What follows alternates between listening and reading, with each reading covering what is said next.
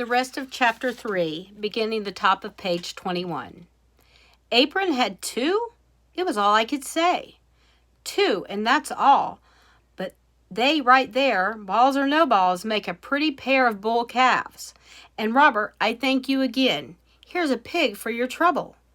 From under his coat, Mr. Tanner fetched out a small white ball of Piglet. She had a pink nose and pink ears, and there was even a wisp or two of pink in the fork of her toes. You mean this pig is going to be mine? Yours, my boy. Little enough for what you did. Gosh o' Moses, thanks, Mr. Tanner. Mr. Tanner handed me the pig and I took it.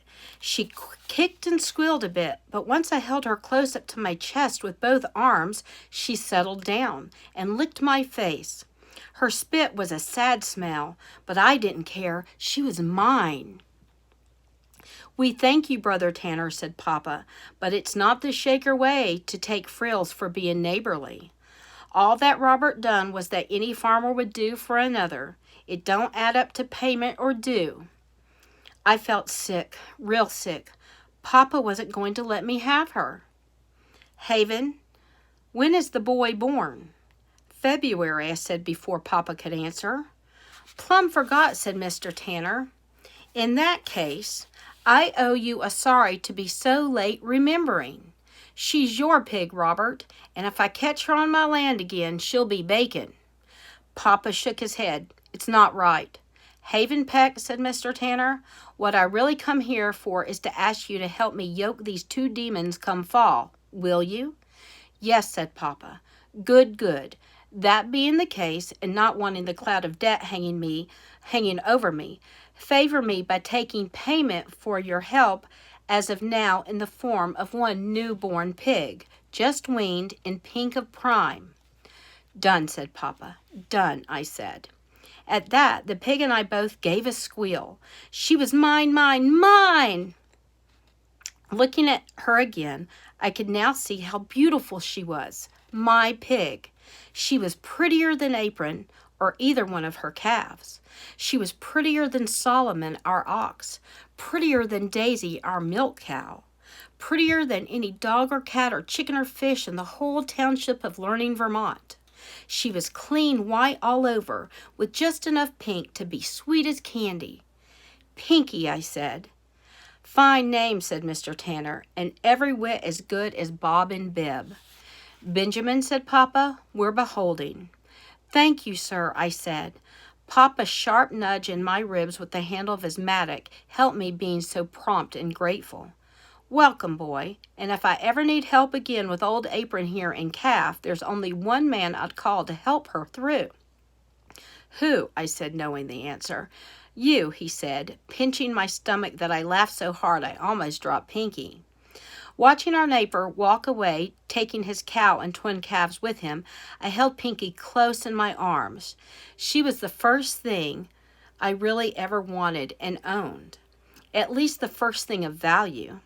The only other thing I wanted was a bicycle, but I knew we wouldn't afford it, so there was no sense in asking. Besides, both Mama and Papa would have looked at a bicycle as work of the devil, a frill. And in a Shaker household, there wasn't anything as evil as a frill. Seemed to me that the world was full of them, but anything that Mama wanted and didn't have the money to buy, or the goods to trade for, was a frill to her. Well, nobody could call Pinky a frill. Anybody who had half an eye could see she was a pig, and what a brood sow she'd make. I counted the teat buds on her belly, 12. In a year or so, she'd be lying in her crib with a dozen pigs sucking away for glory be. You'll have to tend care of her, Papa said. I will. Caretaking of a pig can keep a body as nervous as a long-tailed cat in a room full of rocking chairs. She'll need a pen and some straw. A pen? Course a pen. Where'd you think she'll sleep? Under your pillow? No, but I thought she could bed with Solomon and Daisy. Can't keep swine and kine under the same roof. Says so in the book of Shaker. That means that you, Robert, are going to make her a place. Well, it won't have to be very big. Not today it won't. But do you idea how big she'll get? Before you know it, she'll weigh 20 stone. 20 stone? That's a lot. Darn right. She'll go almost 300. So best you put that pig down to earth, set that fence post, and pin her up for night, away from Daisy. Why that?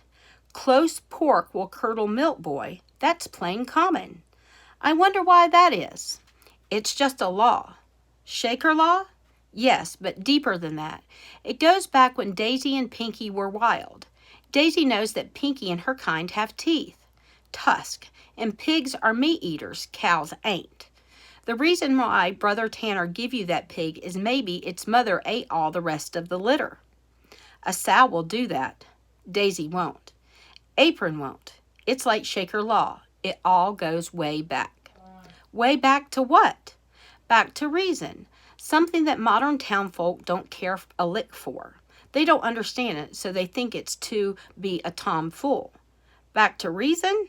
That's right as rain. It's earthy reason. Solomon's got it at sundown, and that's the only time of day that big ox is ornery. Because once, long, long ago, the wolves came at sundown. Even though Solomon never seen a wolf, he knows. He knows that workaday is over and that he wants shelter. He wants a wall at his side so he can blanket one flank and look the other. And that's why Daisy won't want Pinky near her. That's why, because pigs are wild things. Were you to turn Pinky loose, she'll live in the hills, and she'd be wild. She'd even tusk, and they'd be long and mean and sharp. And old Daisy knows it and frets on it. She says it's enough to curdle a girl's milk. Papa? Huh? If Daisy runs off, would she be a wild cow? Not old Daisy. If we left her, she'd head for another farm and another herd. She might make for Tanner's place. You know what she'd do? She'd wait for night and then head for a lighted house, the orange window of home and hearth. You sure? Well, you remember when we went camping out all night, all the way up on Lead Hill? I remember. That was fun. You recall our bonfire? How big it was? Sure do. What animal come to us in the night just to share our flame, and you thought it was a bear? A cow.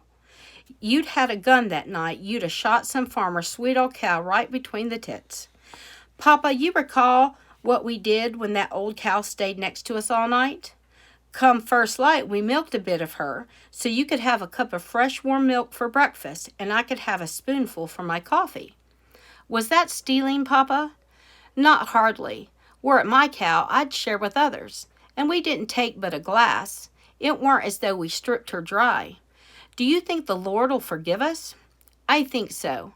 Somehow the good Lord don't want to see no man start a cold morning with just black coffee.